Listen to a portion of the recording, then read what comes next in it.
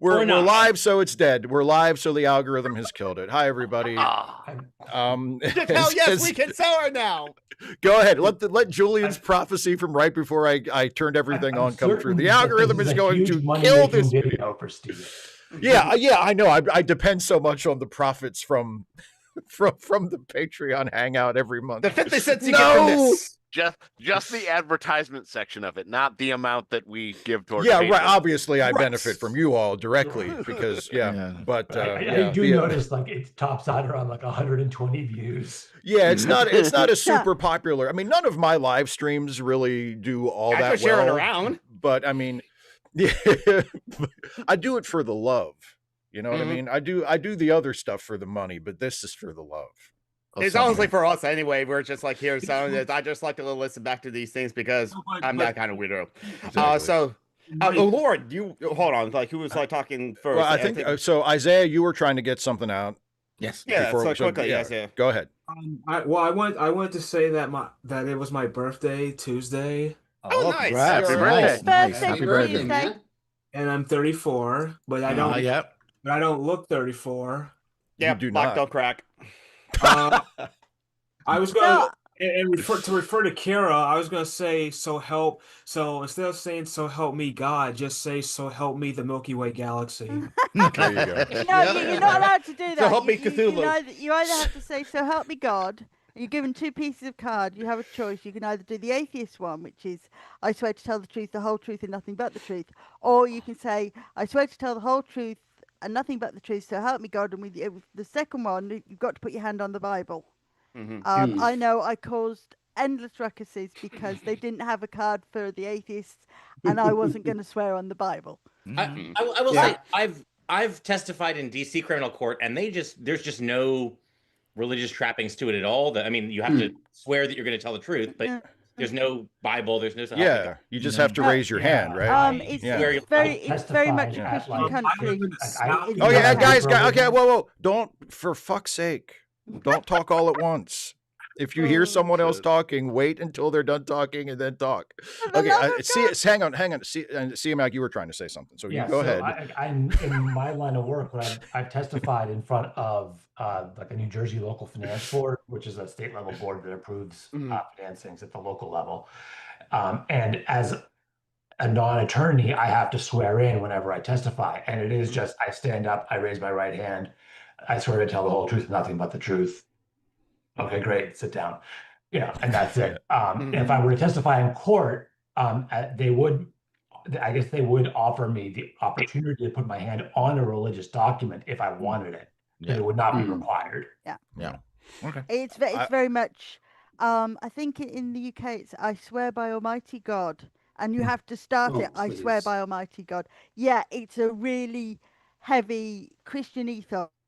I mean, the schools I went to. Which is why I love the United States so much, even though we were only there for a short time. We still pledge allegiance, though. Let's wait a few years and see how it turns out. Yeah, okay. That's some North Korea stuff, really. Yes, it is. Raising a flag and saying, "Oh no, it's weird." Yeah, it totally is. It's gone down the toilet. But when we were there, the fact that my dad, to be quick, when my dad dumped us at this empty house. And he buggered off to his new job. And there's my mum with two kids. And all these people came out and brought us stuff like washing machines and beds and stuff we needed. And this lady said, look, I'll take the kids to, I think it was a Wendy's because I got a chocolate sundae. There you go. And they these people that kind of swept in and helped my mum. When my dad kind of went off and, you'll be fine, darling, you'll be perfect. And my mum kind of, what the fuck do I do? You dropped me in the middle of the... So for all that people say the United States is nuts, I'd never felt that in the first years. I actually really liked it. I like the fact that there are only a few weird people. And like I said, I run into problems because I refuse to spell colour and labour and centre the American way. But my brother loved it. My brother adapted really well. I was the one who caused problems, but the one thing, and they kept wanting to make us stand up for the Pledge of Allegiance, and I wouldn't because I was English. My brother, as I said, my brother fitted in really well, but the thing I really liked was the fact that nobody ever said I had to believe in God. You can believe whatever you like. I mean, I imagine a lot of that has to do with the fact that in America, most of the God stuff was inserted into our stuff in the 50s. By Christians. You know, rather than back in our founding. Whereas, you know, it's not exactly surprising that in England you would have a whole lot of, you know, trappings of religion, given that the king is the head of the Anglican Church. Yeah. He created so he could get divorces too. Yeah. I would. Before we start properly, I'm going to turn the computer around, forgive all the furniture, and you can have a look at our other cat, who is actually a little bit nicer. I don't know if you can see her. That's the pussycat. That's the one who doesn't attack us. Who's up on the chair? Who's giving me a filthy look? She's a nice one. Cat carries. Okay. Okay. So, I would, by the way, I just want to make, I would only, as an atheist, I would only swear on the Bible if I knew I was about to perjure myself. That's just my own personal conviction. That's just my own personal conviction. Okay, Lauren, you had, so you told us before we went on the air. Yeah, relating to the previous topic, I decided a long time ago, if somebody told me, do you swear to tell the truth, the whole truth, and nothing but the truth, so help you God, I look them square in the eye and say, leave God out of it, and I'm fine. Whether you like that, whether they we don't like need to bring him into this. Is entirely a okay, I'll start. matter. God is real. As for my news, yeah. As for my news, you may observe that you're looking at a different background from what you may have been used to in the past. That's because we painted the room right after we moved here. Nice. You moved as well. Yeah, used to live in Bedford Heights, Ohio, which frankly I liked a lot, and we were 15 years there. And my gal decided that she really wanted to be closer to her kids, so we have moved down to a really nice place in Massillon, Ohio. Oh, nice.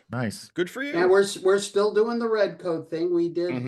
We've done a couple of things since then. Nothing really cosmic, although some time back, and I don't know whether I've related this to you or not. We did work Hamilton. Oh yeah. And it had. I'll tell you what. It has not gotten old, not in the slightest. No. And it's still the masterwork that I have felt for the longest time that it is. Yeah. And I know it's possible that once I decide I'm going to actually organize this place. I mean, Kara was talking about living out of boxes. We're not. I mean, we've been here since what, September I've forgotten exactly when the go date was, but it was semi-early September. And for a while there, we were just sort of chip-shotting stuff, and that sort of relates to the other piece of news that I'll lay on you in a moment. But I just wasn't in a hurry to get anything done in a rush. And that's what happens when, frankly, the next time I join one of these things, you're going to be talking to somebody who's 3/4 of a century old. I will be turning over 75 on December the 5th.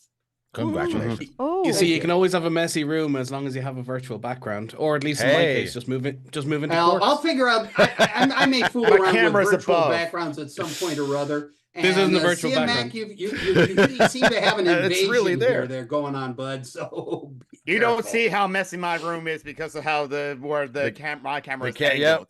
The frame. I can pick it up and just show you. Hopefully, next time I'll be in a wheelchair and you'll see my big LOTR Argonath poster. Oh boy! Oh, I can hardly wait. Because I that's the one thing I really liked from the movie. The sail between the Argonath, and I just absolutely loved that in the film. I thought it was so cleverly done, even though it's slightly daft. I know. I'm no. Okay.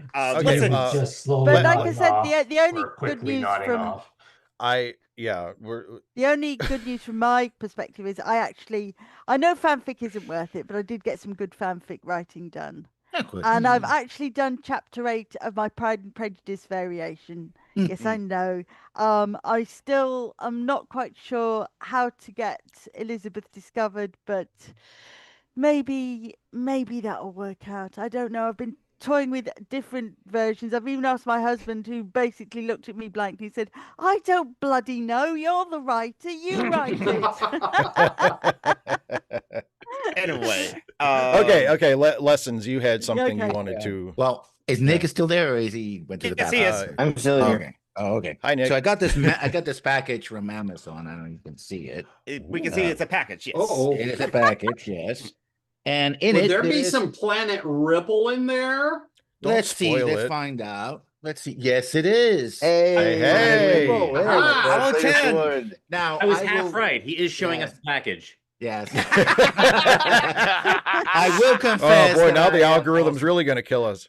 Yeah, I'm going to confess, Nick, that I'm a moron though, because this is the last book that is in your lap, because it's the first one, and it was like, oh, I want, Nick has this book. He's telling me about it. I'm going to buy it, and I click on the first thing that appeared on the webpage, and we're like, oh, wait. Yes. Start from the 10th volume. So what's going to happen? The plan is that I will buy them, and I will read them in order. So this one will have a special place waiting for me when I'm done with the others. How about that? Thank you. That's cool. Yeah, no, you're not getting out of this now. You're gonna go through all of them. I'm committed. Yes, that's great. Collect them all. Tell your friends. On that note, something came in the mail yesterday. I want to know how I get an autograph. Another one. You get the proof for the next one, volume 11. Oh boy. I was worried that Minnow would blend into the background because it's just similar shades of blue, but yeah. I think it stood out enough. Yes, I was gonna looks have terrific, Nick. It really does. I was gonna have like a cracked mirror in the background with all the characters and the broken shards, but that's been done to death. So this time I went with it also make it a little too busy. Sure. But so this time I used cables and Minnow's limbs to frame the other parts of the cover. And here's the back. And it's my favorite colors I've ever done for one of these. Nice. Cool. Yeah, and for like this one turned out better than they usually do the first time. It's difficult to get the hues and the lighting just right, but I mean I have to make them look very bright on the computer screen just for it to all line up in print. But I like how it turned out this time. Now, how do I get an autographed copy? If you are a $30 patron of like a Nick Anderson, you can get like autographed signed copies, I believe. That is one way. I was gonna say, even if I have to pay the excess, because I know it's expensive. I'm hopefully getting an inheritance in the next couple of months. Pretty nicely. Okay. Well, I was gonna say, so that's what it gets spent on, comic books. I was gonna say I do have copies at home that I ship out to people, and in which case I will autograph them, and I won't charge any extra for that part. Yeah. Okay. So that I want to say that because you were mentioning your book last time. I was like, you know what? I need to get back to reading because I've been horrible with reading. I mean, I used to be the kind of nerd that when you were talking about Lord of the Rings, I was like, wait a minute, that's Dragonlance. I was a kid, I was reading Dragonlance, the Silmarillion, everything. I'm like, that's literally that page 129. I was like, you thieves, you horrible, horrible thieves. You stole everything. on another like adjacent note, something that I brought out earlier that I realized I still had. I just found it while like organizing things in my apartment recently. I got this at a thrift store years ago. Nice. It's just an art book. Before the movies were out and all artists really had to go by was, their own heads. You got some pretty interesting interpretations of these things. But the title of this thing is oddly funny to me. A bestiary of the beasts, monsters, races, deities, and flora. I guess that includes the Ents. The tree beards, yes. It's just like, the real question is, Belrog, wings or no wings? So this is the universe being made by all the demigods and angels singing together. I imagine they were all barking. I would just say, Nick, that, I will not have you leaving out the 1980s animated Lord of the Rings movie. I remember. I actually remember. I love that too. Ralph Bakshi did his He's a strange man. Yes, yes, very much so. Yeah. All you need to do, as far as Ralph Bakshi is concerned, one word: wizards. I'm saying that these artists were in the same boat as the Bakshi people, that they were having to mostly draw from their own imagination. Right. So here's one of the two giant lamps they had before the sun and moon. This is it being knocked over, which create a bunch of volcanoes and basically you ruined a whole epic before like anybody could settle on it. Here's the 2 trees they try next before settling on a sun and moon. And you have to admit, this art is at least pretty. Yeah, it is. Here's the pits of Autumno, where basically all the monsters were made through eugenics and inbreeding and all that. Yeah. Nasty Of course, crap. as you normally do. And I have here's to the first say- elves waking up. Yeah. Basically, I you have need to him. say, one of my favourite artists of that sort of Lord of the Rings stuff is a man called Roger Garland.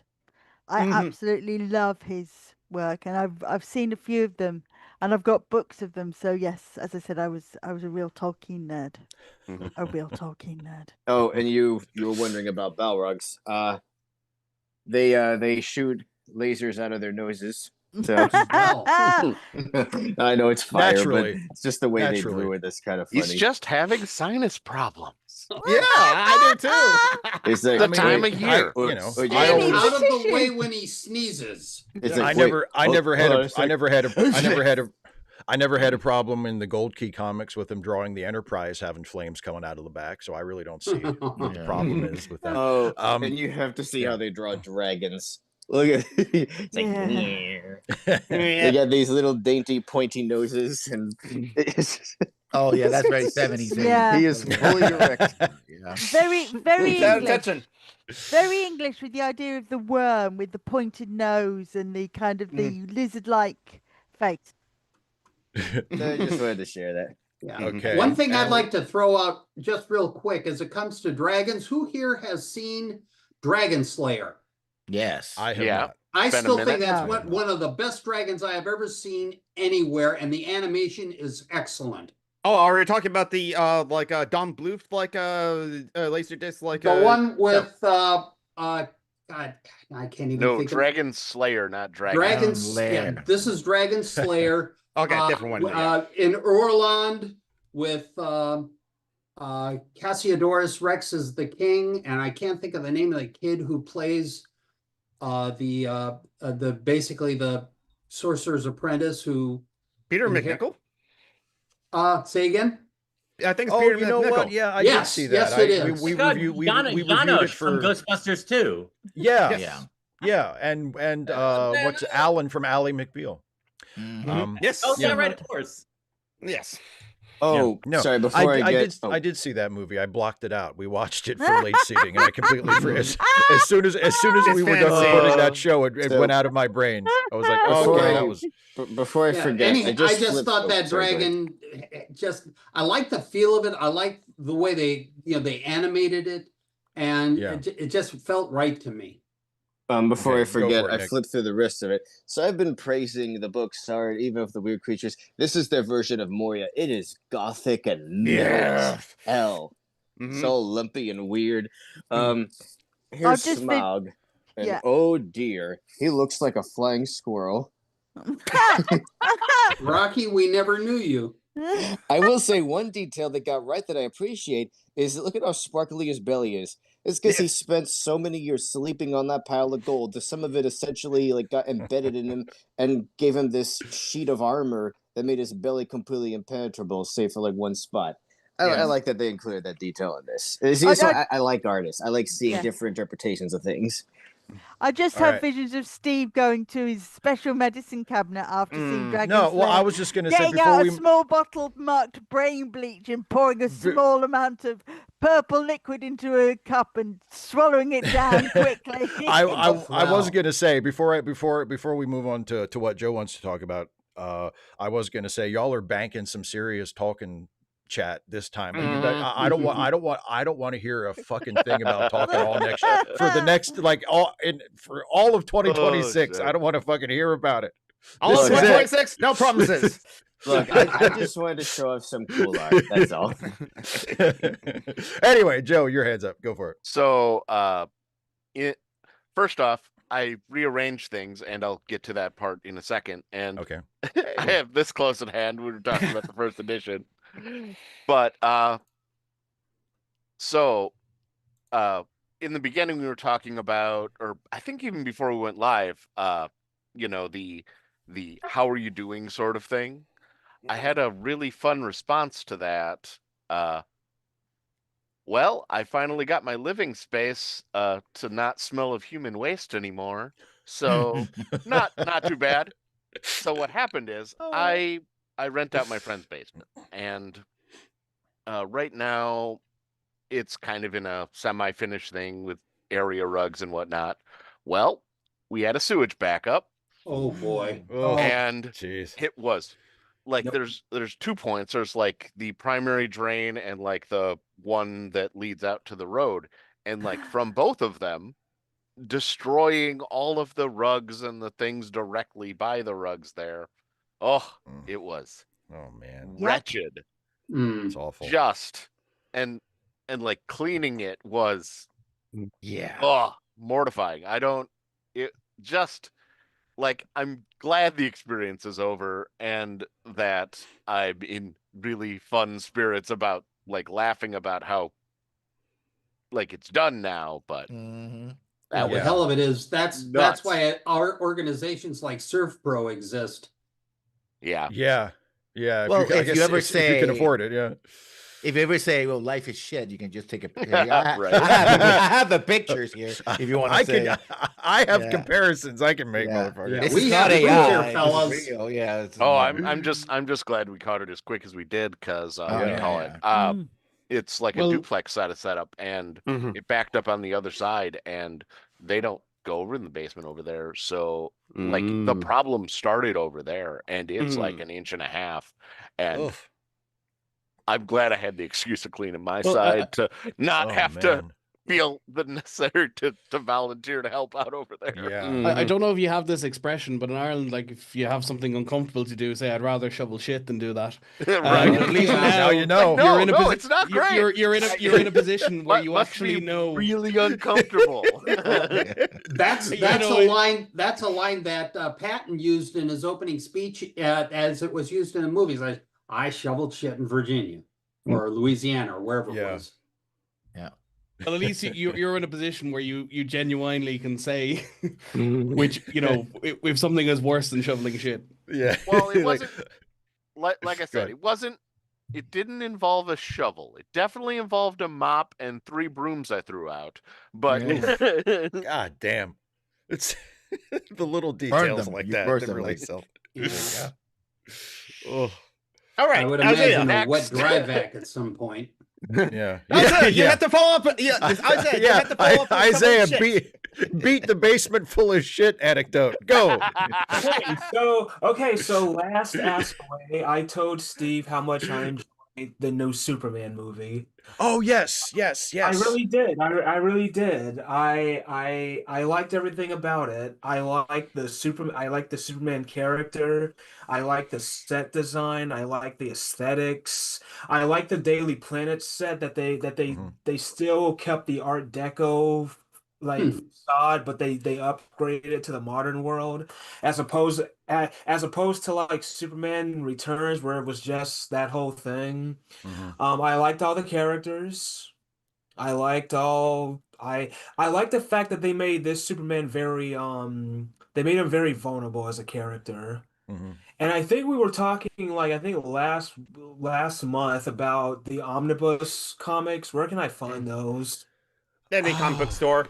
Comic book stores, or even like if there's still like Amazon or I mean, I used to get I used to order comics online from Midtown Comics. I'm not sure if they still have a decent selection or not, but we have a Fallout Comics here in Tallahassee where I live. Yeah, I was just looking it up. It's only 8 years till Superman goes public domain. That's going to be interesting.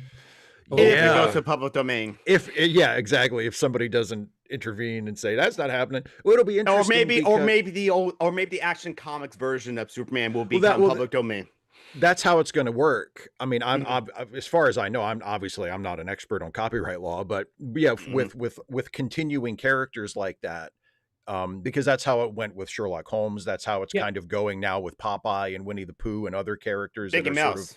I was going to say there was a rolling thing with Sherlock Holmes, I know, where different stories came into the public domain over staggered time. So there were periods where, you can use Sherlock Holmes, but you can't use Mycroft because Mycroft was introduced late, or whatever Toby the dog or whatever elements of the Holmes canon aren't in the earlier stories, so they would have to go, okay, well, we can only use X, Y, and Z, but not Y. I think we'll have the same thing with like Batman, where things like the Batcave and various villains. Exactly. That's how it'll go. I mean, because with Holmes, it was actually, I think the last stories in the original Holmes canon didn't become public domain until a couple of years ago, because I talked about them in one of my public domain day videos. And because Doyle wrote Sherlock Holmes stories well into the 20th century. And that last sort of collection didn't pass into the public domain until because it was published in the 20s, and that's basically where we're at right now with things becoming public domain. It's late 20s. So I mean, when Superman goes public domain, it'll be you can make derivative works of Superman, but it has to be Superman as depicted in those comics that were published in 1938 at first. And then every year a little bit more will kind of, liberate. Will be liberated. Say kryptonite, because that's from something. I want to continue. Well, one of the biggest. Hang on. Don't everybody talk at once. Now, Sean said something about kryptonite. I was just gonna say you might not be able to use kryptonite, but you could just invent some other mineral, that he's allergic to. Maybe. Cat dander. Yeah. Don't get that cat away from me. It's my one weakness. Call it kryptonite. Vanamite or something. The one thing most authors love is the fact that if you're going to write and I do, because I've researched it. I loathe Dickens with a passion. I did a lot of his books, but I understand why he wrote the way he did. He wrote for a magazine called Household Words, and what he would do is he would start writing the chapter, and then to keep the audience reading, he'd go to a different set of characters. They're all linked up in the end. Right. But you would carry on reading because you think, well, why aren't we hearing, does it in Oliver Twist? You find out about this person called Rose, who I think turns out to be Oliver's sister or his cousin or some weird relation. And you think, well, who the hell is Rose? Actually, you're thinking, who the fuck is Rose? But who the hell is Rose? But you carry on reading. So I understand why Dickens did it. And I understand why I do it too, because you want to keep the audience's interest. Tell them the whole story at once and they don't listen. But one of the big gifts for any author is that no one ever knows who Colonel Fitzwilliam really is. That we don't know his first name, we don't know his rank, we don't know what he was in the army, we don't know if he was heavy cavalry or infantry, although I suspect he was probably heavy cavalry like the dragoons if he could ride. So you can give him any name you like, and I've seen some terrible ones. I've seen Theodore, Henry, Edmund. I loathe the name Edmund. Edmund, please don't ask me why. But you can do anything you like. I haven't seen a Stephen yet. So I'm gonna have to put I have to put a Stephen in and see if I can make him a hero in one of my books. Edmund's one of those names that's dying out. There's none. It's like Nigel. No child is being born anymore, and until you look like an Edmund, it's just not a thing. I christened the Edmund. It was in the Regency. But that was, some time ago. Well, this is a Regency book, so yeah. But it'll be interesting cause, we've still got a little while before the first superheroes go public domain, because Superman came in 38 and Batman was 39, and we're not quite there yet in terms of, because I think the period for them is still 95 years, and we're not quite there yet. But it'll be interesting to see, like the Mickey Mouse has been relatively smooth so far. Like I was kind of surprised. Mickey Mouse. Yeah, the original Mickey Mouse. As it comes to Mickey Mouse, there was a time, I think it was like maybe late 60s, early 70s, somewhere in that time, where I was seeing basically cartoons of Mickey Mouse. It was Mickey Mouse, Goofy, and maybe one other character as druggies. And it wasn't pretty. And I'd be more or less willing to bet that the Disney company fell on him with both feet, but they were out there.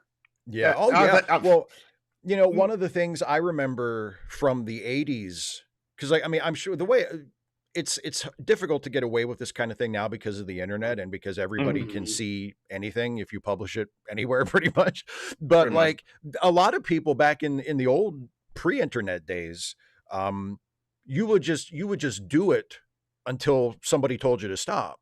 You know, that's how, like, when I remember watching, you know, as a wrestling fan, as a little kid, you know, a lot of guys, especially if you went to a live show, but even on TV, like, they just use copyrighted music for their entrance themes. Like, they would just, if there was a popular song on the radio, a wrestler would say, I'm using that. They never got copyright clearance for any of that. They never paid a license fee for any of that. And you would never be able to do that now. But back then they were like, well, who's paying attention? You know, and they just did it.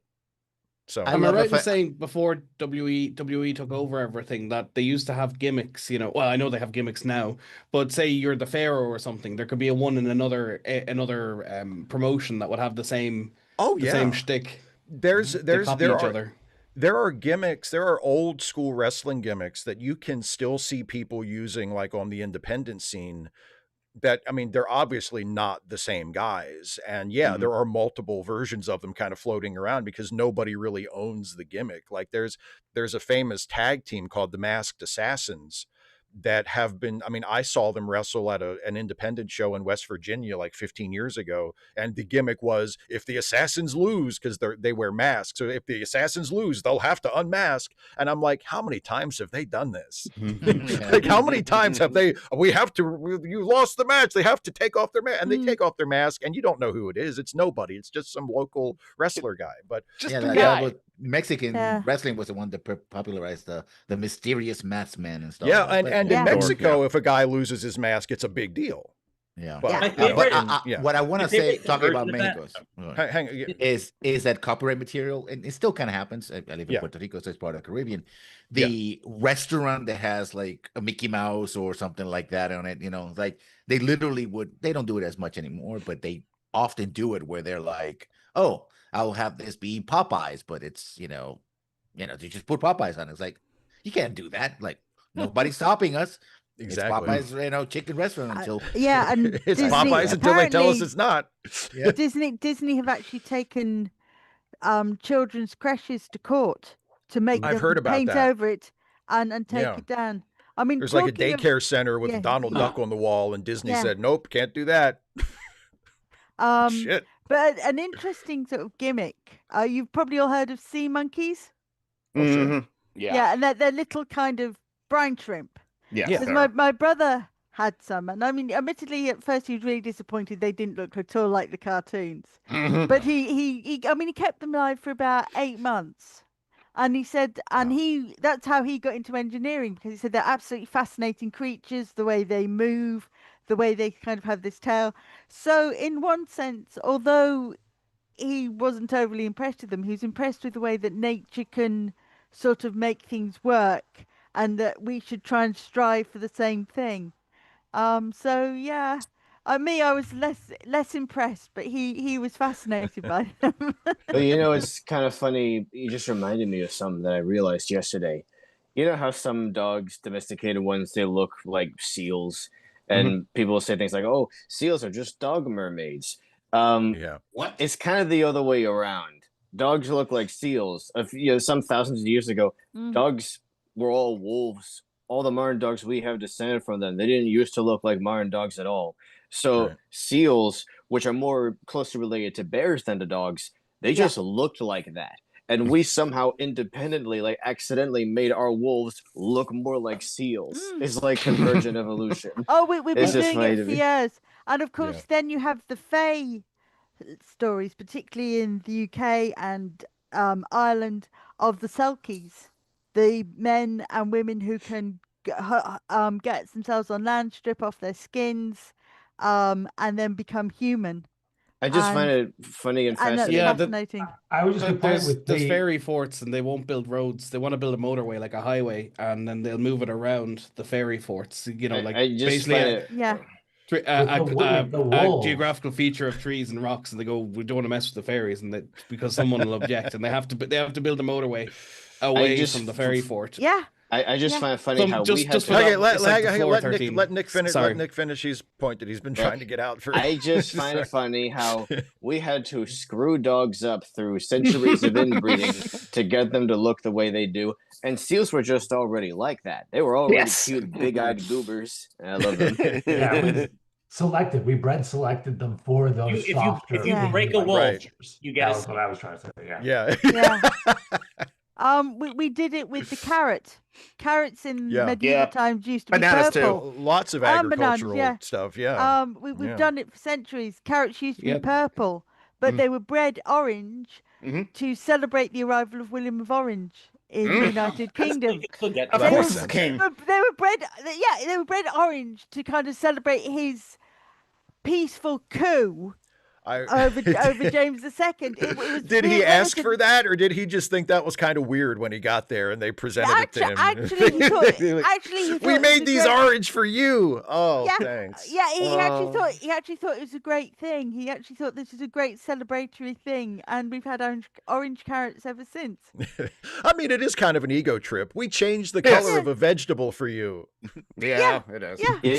I think. Oh, go ahead. No, go ahead, Nick, and then I'll jump over to. I was going to say, I think it's really cute how one of the reasons we're so big brain, so smart, is because like our primate ancestors, they ate fruits that were like rich in sugar and different colors that other mammals couldn't see. Like a lot of animals, like deer, they can't see the color orange or bright colors like that, but we could. So, it's like some of these fruits were like just for us. And that is one of the reasons we got where we deer are. can see ultraviolet because lichen basically glows in the dark to a deer's eyes. Oh, that's cool. So they're able to see the lichen on the rocks, and that's what they mainly eat. Butterflies can do that too. Their eyes are sensitive to pick up like UV light, I believe. Yeah. Okay, now your hand's been up, so go for it. Several things, because we had so many different like kind of conversations to talk about this all too, and so many people doing things. I'm going to my thing. Look what I have! Wow. Okay, we're rippling all library. Volume 3, Volume 4, Volume 5, Volume 6. And yes, I have read them, and they're very good, Nick, as well too. I will get the rest of the volumes another time. Also, I'm going to have to do this thing. But you see, there was also the 1977 animated Hobbit movie by Rankin and Bass as well. I just felt the need to do that, and I actually enjoyed that better than the other Hobbit movies, you can arguably say. Anyway, but now so another topic. Back to the earlier conversation before we on air that Joe mentioned of how you're doing. I don't know how to answer that, but sometimes I do want to deliberately answer it in a certain way. Kind of like I said in the chat, I'm terrible because capitalism is still around, and I'm kind of fine under capitalism, living paycheck to paycheck though, and I can complain about various different things. But my friend Phoenix is kind of his question is they have it said on a Tumblr post as well too. Maybe I can get the no, I don't have that. Yes, here's the Pacific Tumblr post as well too. Where they show a screenshot of their bills for $497.73. No, that's not the right thing to copy over. I'll copy the rest of that as well too. But basically, yeah, this is me going on my rant about how my friends need money in order to live. Phoenix kind of wishes that they can pay off all their bills before the new year as well too. But they want their coffee goal to be filled by that, which is $5,000, and they're only 15% of the way, so they need $4,250 as well too. And the reason why I always rant about capitalism as well too, because no, to me it's a direct correlation. Poverty exists because of capitalism. Capitalism requires poverty to exist to function as well too. And my friends are suffering from poverty, not just Phoenix, but that's the main one I want people to focus on this holiday season, this giving season, this coming up giving season as well too. But Joanne Roberts always needs money about $1,500 a month always well too, because quickly on Phoenix, they were denied SSI again. And maybe it's because they were trying to also get onto SSDI, and the specific date of the injury was lapse or whatever, bureaucracy shenanigans as well too. And yeah, and so, but even when you do get on SSI or SSDI, with Joanna Roberts, she still needs $1,500 a month for everything as well too, because the $1,000 that she gets from SSDI is not enough. Joy Fire Lean Deer has posted recently that they'll need some extra help for things, because they were denied SSI too, and so have to work at a McDonald's of all places, and it pays, and they can like get by, but there's always the times when they need the extra money as well too. And also there's also the holiday season coming up too, and like they're just because they're poor, they also want to celebrate Christmas too, or at least want something nice as well too. Yeah. So it's like there's that. And also like my friends Nico and Linoquin, as Nako is on SSI, Linoquin is not, and like they got their SSI early, so like kind of a blessing and a curse because like yeah, got it early, but then it all goes to bills. And so they have nothing for like groceries. And like, fortunately, Linoquin now has like, not only has to like, they have a diet of gluten free, but also is pre-diabetic. So lovely. Or it's like itching towards that. So like, they have to watch their carb intake as well as eat stuff that's gluten free. And yeah, it's like, I think I'll stop there because you all know me. I could like rant about well, we know, I mean, we some of us, we do understand. And like I said, at the moment, I'm in no position to do anything. But the one thing I'd really like to do, and this is a problem I'm going to face, as I said, I'm kind of getting a little bit of an inheritance. Do I give them a nice big bulk sum when I get it? Or do I give them a little bit every month? And by a little bit, I mean something like $25, $50 every per little month. That helps. Or do I tell her and say, right, I would like Phoenix to do something for me. I would like her to record my book for me, and I will put it on YouTube as an audiobook. Phoenix has a Patreon, actually. And I will pay her for doing it. If she sends me as a WMV file, I can't, or an MP3 file. Because as you all know, I don't have the voice to read stuff out. I just don't have the right sounding voice. I asked my husband, but he basically turned around and said, I'm not reading out your book. I don't have the voice for it. Phoenix is limited by Spoon, so I'll just say that. But like, they're on Tumblr and like on YouTube, so you can reach out. Well, and I mean the broader point is, and I mean it sucks that this is the case, but I mean for people, not just our friends that Geek has been talking about, but I mean people in your own lives, if you know people who are on welfare, who rely on SNAP or SSI or something like that, it's only going to get worse because the people in charge, I mean, not that the Democrats have a shining record on this either, unfortunately, but the people who at this point, the Democrats want to like take people's healthcare away. There's nothing to brag about there, but I mean, it's only going to get worse, and at least in the short term. So I mean, if you if you do have the means to help out, and you have whether it's people we've been talking about here or people that you personally know, if there's someone that you can lift up even a little bit, like think about doing that, because it's like I say, it's not going to get any better anytime soon. Much as I'm not really into belief and faith, if you do read the Bible and you read the story of St. Andrew, everybody forgets he's the one who does the little things. He's the one who turns to Peter and says, look at this man, when Jesus is walking by, and Peter's the one who gets up and follows him. Andrew's the one when the boy with the little fishes comes on, and there's Peter wringing his hands going, how can we feed these 5,000 men? And Andrew comes along with this boy with the 2 loaves and 5 fishes, or the other way around. And so it brings him to Jesus. So it's the little things that you lift people up for. But I had it all my life. I can remember when we raised, we were only a small school, we raised about £500 to give. And they were going, you can't give them money. Why can't we give them money?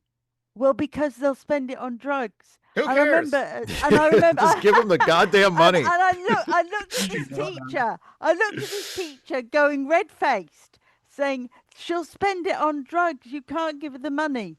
So in the end, and you'll love this one, I said, okay then. So I bought something for £550, knowing that she would go to the store and sell it for £500 and get the money anyway. And she turned and said, well, you gave her this liquidizer, and then she went and sold it. And I said, well, it was a gift for her. It was hers to sell. We didn't give her the money. We gave her goods, but she sold them. And you look at people and you're thinking you're not really seeing the point, are you? Yeah, for some reason, when it comes to people who are living in poverty, everybody is so full of reasons why we shouldn't be giving them money. And it's, okay, they want there to Julian, be an underclass. Oh, sorry. Yeah. Go ahead, Julian. Yeah. On the serious front, I will say from personal experience, if someone is in poverty in part because of a serious substance problem, giving them a bunch of money kind of without a lot of additional resources is not necessarily a circumstances. Yeah, there has to be some discipline behind it. On the just I mean, like you someone who is in that situation might in fact kill themselves, if they suddenly. Anyway, on the frivolous pop culture front, I would say very briefly, my favorite instance of the subversion of the unmasking trope we were talking about earlier is that old Justice League Unlimited episode where Luthor and the Flash swap bodies. I love that. Oh, yes. Yes. I have no idea who this Luthor is much smarter and more creative in his use of the Flash's powers than the Flash is. Second, the first thing he does is he runs into the bathroom and says, well, at least I can finally find out who the Flash is. And he unmasks and sees Wally West's face in the mirror and says, I have no idea who this guy is. And that episode is such a treat because Flash's voice actor in that series also plays Luthor Michael in Rosenbaum. Smallville. Yeah, so he's literally just doing a Smallville voice. Yeah, and the last thing, frivolous pop culture thing is we were talking about Mickey Mouse going to the public domain, and one of the things that's interesting to me, and I don't know to what extent this is conditioned by the knowledge that the copyright was lapsing, is I feel like it's been really decades since. Mickey Mouse was sort of a narrative character for Disney as opposed to a kind of trademark logo. Yeah, right. I mean, when was the last time you saw a newish cartoon featuring Mickey Mouse? Right? He has ascended to kind of pure icon territory, and I imagine Mascot. most kids today, right, do not know Mickey Mouse as a character at all. Right? He's just not a logo. He's not in. Yeah, exactly. He's a logo. Yeah. Well, the problem with Mickey Mouse is that he's been reduced to a children's character. You see him all over Nickelodeon, but you don't see him in any kind of really formal, whatever have you. The last time I saw him in anything that would be considered, not just that sort of narrow niche for preschool children was Fantasia 2000. And at that, he was there for a blink and you miss him. Yeah. And what's really sad is, I mean, people have this image of Mickey in their minds, like, and they just think he's boring and flat and whatever. But no, if you look back at, any of like the older Mickey cartoons, Mickey is a fun character. He's endearing. He gets angry. He does like normal people things. It's like, he has the voice the whole time and the giant ears, but that's what's cute. Yeah, he gets caught up in I Love Lucy hijinks, kind of messing up. The irony of what he said about Nothing New Mickey, to actually like celebrate or in conjunction with his first cartoon hitting thing, Disney produced what like their throwback nostalgia like cartoons in a newer style that are essentially like old Merry Melody sort of things. Oh, yeah. Like Mickey with a Vespa delivering stuff for they're kind of cute. They're nothing substantial, but at that exact time they put out new ones because and that also kind of touches on the difference between copyright and trademark, because like Mickey will always be a trademark of Disney, and unless they just abandon it, which I can't see that ever happening, like trademarks don't expire. The only way a trademark would ever expire would be if the company that was using it abandons it, and then somebody can go to court and say they're not using this anymore, I should be able to use this. Otherwise there's no set term. Like with copyright, there's a set term. You have this for so many years and then it's public domain, and trademarks don't work that way. So they'll always have Mickey in that way. Unless I wonder what the deadline is on that. It'd be fun to use the Twitter bird. They're not using it. Come on, give it up. Copyright's a tricky one. Copyright's the entirety of your life for 75 years after your death. If you will your copyright to an institution, they have the right of it for in perpetuity. Yeah, Peter Pan is owned by a hospital. Yeah, I knew that. Yeah. Great Ormond Street. So every time they put on the pantomime, they have to get permission from Great Ormond Street, and some of the proceeds from the play go to Great Ormond Street Hospital. Yeah. So the major problem is if an institution fails or just closes down, what happens to your copyright? And that goes into defaultism. And I know because I had an aunt who left her poems to some cancer trust, and it folded after about 20 years, and her poems have kind of gone into public domain. Of course, nobody's heard of them now, and they're a bit wishy-washy, but yeah. There's because here in the U.S. the copyright law has been rewritten and revised so many times. There are instances where, like, there are movies that came out in the 50s or 60s that by the current law would not be public domain for decades, but are public domain because it used to be that copyright holders had to reapply after so many years. Like, you had to renew your copyright. And I think you could only do that once, but like if you failed to renew your copyright, then that, oh, can you do it twice? But if you fail to renew your copyright, then it's public domain. It doesn't matter when it was made. And, so there are a couple of, like, I think that's what happened with the original Night of the Living Dead. It's not quite right. With Night of the Living Dead, he had to have a copyright notice on the actual film reel. That's the other thing. Someone the editor forgot to insert it, and once it was played in public, it was no good. No copyright could be added. Under current U.S. copyright law, it's basically you can claim a copyright. If you can prove that you made it, you can claim a copyright. But back in the previous law, you had to actually put a copyright notice on it, or else it didn't count. And you're right. That was what happened with Night of the Living Dead. So it used to be a lot more complicated than it is now. In It's a Wonderful Life, also out of copyright for similar reasons. They simply didn't renew it because it was, and then they got it back somehow. It went under copyright again. It's complicated because the film. I think how it works is the film is technically public domain, but the story isn't. So it's not as easy. Like you can't just show, I mean, for a while it was considered public domain, and that's why it was on TV incessantly, when I was a kid. Like everybody showed It's a Wonderful Life because it was for a long time it was considered public domain. But I think somehow somebody sued or somebody took somebody to court and was able to demonstrate that they still had a viable copyright on the story script. On the script. Yeah, and it must have been the family, something like that. If there's ever a musical, the copyright on the music and the copyright on the play are different. And the play generally goes public domain faster. So the play can be public domain, but you still have to pay for the songs. That's right. And that's so why... like Gilbert and Sullivan, you have to pay Gilbert and not Sullivan. Or the estates of whatever. If you remember there's a couple of brief clips in the movie Pulp Fiction. There's a couple of brief clips of there's a character who's watching the Three Stooges.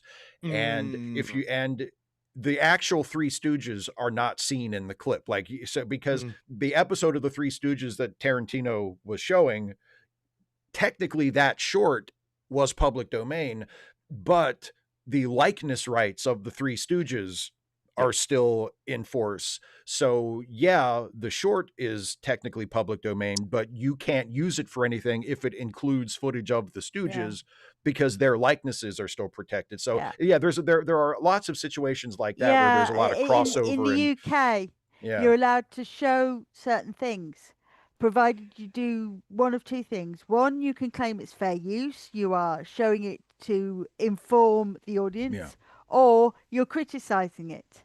Neither of which most people say. You want to show, I don't know, Donald and Daisy Duck having an argument and showing this is bad press for kids. Although you just want to show Donald and Daisy Duck because you like them. You have to criticize Donald and Daisy Duck as two characters who are having an argument, and this is not good for young kids to see because it creates rifts in the family. And that's fair use and criticism, which you're allowed to do in the UK. I don't know about the US, but I know because I think it's reasonably the same. I mean, even YouTube technically on paper exists on that with those exact rules, but if you use a clip from basically anything, they just demonetization is just something that happens. Yeah, just the automatic greedy. the content in the detection. in the anime world, there's a couple of intros that were made animated in 1980s for a series of animation conventions. And the thing is that it's basically a character they created and literally goes from one copyright the thing to the other. animation, Daikon Farm, so they can't really show it because literally every single scene is, it's Star Wars, it's Battlestar Galactica, it's a giant robot show here, so it's Japanese copyrights, American copyrights. But the thing is, just before Fortnite, it's so well animated, it's sort of become this sort of past the tapes classic that everybody has, and now it's on the internet, so people, well, I found it on the internet. I don't know what you're talking about, right? But you can't, for example, I can in my YouTube video, I couldn't just put it like that. Oh, I'm going to put the Daikon thing. It's like, here are all our lawyers. Well, now mostly the lawyer from Disney, basically. Now it used to be like, our lawyers. It's like Disney goes like, man, we own everything, so. But folks, forget it. Folks, Carol and I have a D&D game in about an hour, and we're going to try and buck stereotype by showering first. So good luck. Good. Take care. Catch you around. All right, good to see you. Before I forget, something cute happened this month at a convention. I got to hold a baby kangaroo for a little bit. Wow. You have to hold them in the sack so they feel like they're in their mother's pouch. But oh my gosh, this one was so sweet. She just kept holding my hand with her tiny little baby hands. And occasionally she would just go like just a little jump while sitting down. I'm like, wait, does that mean she has an upset stomach or there's hiccups? And her handler's like, no, that's just they do, like, even when they're content. It's just instinct to occasionally jump. Cool. It was adorable. I love that. Of course, if it's a Joey and grows up, they can punch you in the face. Yeah, this was a girl. They call them flyers. You don't want to mess with a kangaroo, really. Man, is there a more jacked land animal than a full-grown kangaroo? Those motherfuckers. Yeah, they look like they can fight. They look like they can fight. Yeah, you don't want. Yeah, cassowaries are worse. Well, okay, and if we're going, I mean, like a polar bear obviously is going to fuck up just about anything. And but the emus emus is looking like a bad motherfucker. The Australian Army went to war. Be careful of the emus. Aaron Ra actually had a pet emu once upon a time. He featured him in at least a couple of his videos. Yeah, the Australian Army went to war against the emus and lost. Before I forget, True story. They were like, the Australian Emu War. You can look it up. Yes, I know about that. Yeah, twice I think they shot emus, but they proved too fast, and the more they shot, the more appeared. It was like some kind of disaster waiting to happen. Okay. Hang on. Okay. Everybody, we're almost to the end of the show. Isaiah's hand's been up, and then Lauren's hand is up, and then we're ending this. So Isaiah, go for it. So while everyone's been talking, this is the project I've. Oh, you're building that! Hey. The Reliant. But it's not. But it's not the Reliant. It's actually the USS Oriskany. Oh, cool! It's basically my own ship. That's basically what it is. And what did everyone do for Thanksgiving? Because I ate a lot. I did nothing. I ate a lot of. I ate a lot of food, and I watched all the TOS movies. Oh wow, nice! That's well, yeah. That's 6 movies. I ate food and I watched a little bit of I always try to watch some of the Mystery Science Theater Turkey Day Marathon since they started doing it again. So that was basically, and I watched the 4 episodes that they've released of the new season of Stranger Things. Yeah, I also visited both my parents and my partner's parents, and we also got through the 4 episodes of Stranger Things and marveled at how, it's only a year later, yet somehow these children are in their 30s. It's making me nostalgic for how TV was when I was a kid, though, when like all the high schoolers were 40-year-old actors, and it's like, we're at this point of it now. Playing out the high schooler. When you could look at old TV shows and you could spot somebody, and then you spot them in 20 years later and think, this actor has progressed to this, and I can see how they've developed. Now it's like they kind of think that they can just graduate drama school and they suddenly get the lead role in the latest epic blockbuster, and they're as wooden as fucking hell, and you're looking at them thinking, God, give me fucking strength, I'm going to kill somebody. I'm sorry. I'm fine. Maybe that's just you. Yeah, we had my best friend over for Thanksgiving dinner. We had a really great turkey and all the nice fixins. My sound system was up, so we had a chance to listen to that for a bit. And cool. It's one of those traditions that I've just enjoyed the hell out of since we first had him over like years and years and years ago, because he lives by himself. He has his only family he has is in like Connecticut. And it's just something I'm really glad to do for him, because he's my best friend and I've known him now for crowding 50 years. Mm. Yeah, all that's I did was like stream like Fortnite all day on like Thursday on like the National Day of Gluttony, or as the indigenous people call it, the Day of Mourning. Yeah. Can I share my computer right quick? I want to show you guys. Oh yeah. Let me turn that on. Real quick. So I'm putting up a train set around my Christmas tree. Okay, you should be able to share. Oh, okay, you should be able to show now. Oh, okay. A Christmas train set. This is cool. We used to have one of those when I was a little kid. So there we go. Yeah. Oh, is this the one I think it is? I'm not going to ruin it. No, it's not. Okay. Ooh, it's an Amtrak. Nice. Cool. Nice. Yeah, I saw one, and the way you get the Christmas tree that goes around the train that goes around the Christmas tree, but someone would put a DeLorean on the track so that the DeLorean was being pushed around, and it was just great. That's great. You we can push it up to 88 miles an hour. Let me see if I can. So, yeah, this is in motion. Cool. Nice. So, nice. Oh, I dig that. Mm-hmm. And I see the symbol like there, the train track is like across the walk. It's the little crossing. Yeah. That's cool. Oh, a little like a power pole or a telegraph pole, I guess is what it is. Yeah. Yes. That's another signal too that I can actually turn the switch. That's really cool. Nice. Looks like a sleeper Very car. cool, Isaiah. I like that. Yeah, it's very vintage. It's very like from the 90s, I guess, because I guess back then people used to have train sets around their tree. Mm-hmm. That's the last time we put ours up. Yeah, my nephew has one, but it's made out of Lego. That happened in the 90s. Yes, I can attest. Yeah. If I had a big place, I would put snow around the edges. Yep. Yeah. I think my dad got tired of putting ours up. That's why we stopped doing it. That's also why we stopped getting real trees. My dad was like, I'm not doing it anymore. We're getting a fake one next year. As we're now discussing the 90s as vintage, I'm just going to go crumble into dust in the corner. We used to get these dry, sappy trees and cover them in that fake snow stuff, which was highly flammable. It's basically hairspray. How'd we survive? And then we had those lamps. They weren't LEDs. They were like proper hot bulbs and just covered them. I don't know, fire safety used to be such a lax thing in the 90s. My God. Yeah. And even further back than that. Yeah. But last year we had a tree and we only had one cat then, and she sat with this little tree on the table and patted the balls until they all fell off. And then she'd start moving around and carry on patting them. So my husband would come back and he said, "Why does the tree look like it's been denuded?" And I said, "What do you mean?" He said, "All the balls are off and she's sitting there with this gold ball between her paws looking at me to say, 'And your point is?'" So we may not have one this year. Last two hands, Lauren and Isaiah, and then we're done. Okay. What I would, with all the talk about Mickey Mouse, I was reminded of something I saw in Playboy a long time ago. I read the articles. So I also read the fiction, which back in those days was occasionally amazing.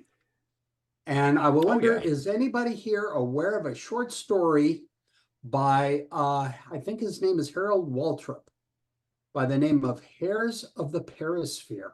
Anyone know that one? I don't think so. No. Let me lay a little bit of this on you. Things had not been going well at the factory for the last 1,500 years or so. A rare thunderstorm, soaking rain, and a freak lightning bolt changed all that. When the lightning hit, the emergency generator went to work. It had been built to do a millennium and a half before. It cranked up and ran the assembly line just long enough before freezing up and shedding its brushes and armatures and fine spray to finish some work in the custom design section. The factory completed, hastily programmed, and wrongly certified as approved the 3 products which had been made on the assembly line 15 centuries before. Then the place went dark again. Gosh, said one of them. It sure is dark in here. Well, we can always use the infrared they gave us. What's the big idea? It, of course, produced a dog, a mouse, and a duck. And I mean, that's a long time ago, but I remember reading that and being utterly charmed by it. It is called Heirs of the Perisphere. I'm going to paste a link to that in the chat because I just thought it was very, very neat, and I thought I'd like to share that. Thank you for sharing. Well, my pleasure. I'll check it out. Okay, Isaiah, last up, buddy. Oh, well, I think I already made my piece with the trains. Okay, cool. Okay, so it's automatic. I guess you, So one right. last thing, I just it. want to quickly mention when we mentioned back to the Justice League Unlimited episode. I love the last episode of Justice League when one of the people the trader, I forgot which, I think Hawk Girl as well too. So then all the people had to go assist, and Wally and the Flash said secret identities. I trust you, and Batman goes, Clark Kent, Wally West. Yeah. Bruce Wayne. Is that show off? Is that the he knows everybody? Yeah. Justice League where Green Lantern is a black guy? Because that's John Stewart. Green Lantern. Yeah. Voiced by Phil Lamar, who was in Pulp Fiction as well. That's right. He was Marvin. Brought up. Oh man, I shot Marvin in the face. Why the fuck did you do that? I didn't mean to shoot the son of a bitch. The gun went off. I don't know why. Phil Lamar. He was in Samurai Jack, which is one of my favorite cartoons. Yeah. Oh, he's like Samurai Jack. He's done a ton of voice work. Class. Yeah. Mind you, there were other Green Lanterns before him. Yeah. Hal Jordan and Alan Scott. Well, Alan Scott was the first one in the comics. Alan Scott, yeah. Yes, and then there's Guy Gardner as well too. Yeah. Guy Gardner was. Yeah, Guy Gardner is someone the jerk who really needs either a good talking to or to be left alone in a blank focus room for at least 4 hours. Let's not go down another rabbit hole. Guy Gardner is great in the new Superman movie. Okay, we're done. I'm ending the show. We'll do this again next month. When are we doing this next then? Because sometimes it's the that's 28th. Let me see. Yeah, the 28th is the last Sunday of December as well. The 20th. Yeah, well, I mean, do you want to, because of the holidays, do you want to do the 21st instead of the 28th? Or what would be easier? Yeah, sure. Would before Christmas be easier? Yeah, 28th works better for me because I'm pretty sure we're working. We actually have 3 shows we're working in December.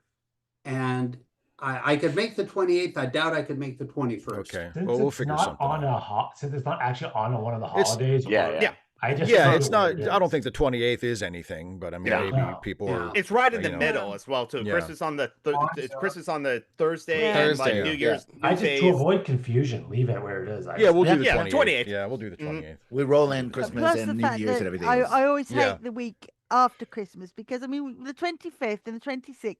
Then you've got the rest of the bleeding month while everybody's hanging around going, there's no more celebratory days. Yeah. You've unwrapped all your over. presents. Yeah. You've got to clear the wrapping paper. You've got to make sure the cats don't destroy the tree. Yes. Some of us, particularly in the UK, still have to go back to work on the 27th, 28th, and 29th. And you're thinking, hang on, shouldn't we have this all off? I'm with you. Isn't it still the holiday? It generally works out from, say, Christmas Eve to the 1st of January, that New Year's Day, or 2nd January when you're back. You usually only have to take 3 or 4 days off, and then I'm off for 11 days. So it works out quite nicely, at least in the Irish system. Well, we have the longest Christmas supposedly in the world, so we go all the way to the 28th of January. There's a tradition in Ireland on the 6th of January when Wait, all are we the men still have to live? We are still live. I was trying to end it and people just kept fucking talking. No, it's well, okay. You wanted to ask the part of the question. It's okay. Although, technically, the 6th of January is the celebratory day of St. Nicholas of Myra. The original Santa Claus. Okay. We call that Little Christmas. All the women go out and the men take down the decorations. Sorry. We're going to end the show now. Although I'm glad that I didn't know that Puerto Rico had the fucking 30 days of Christmas instead of the 12 days of Christmas. We just keep going and going. We're gonna keep it rolling, baby. The 30 days of night sequel we never knew we wanted. 30 days of Silent Night. Song? Okay. All right, we're done. I'll see you next month, everybody. Thanks for being here. Thanks everybody for being with me, for being patrons and supporters. I appreciate it. And we'll see you. I guess since it'll be after Christmas when next we get together. So Merry Christmas. Yep. And we'll see you next month. And I'll see you for Evil Under the Sun next episode. Yeah. Oh yeah.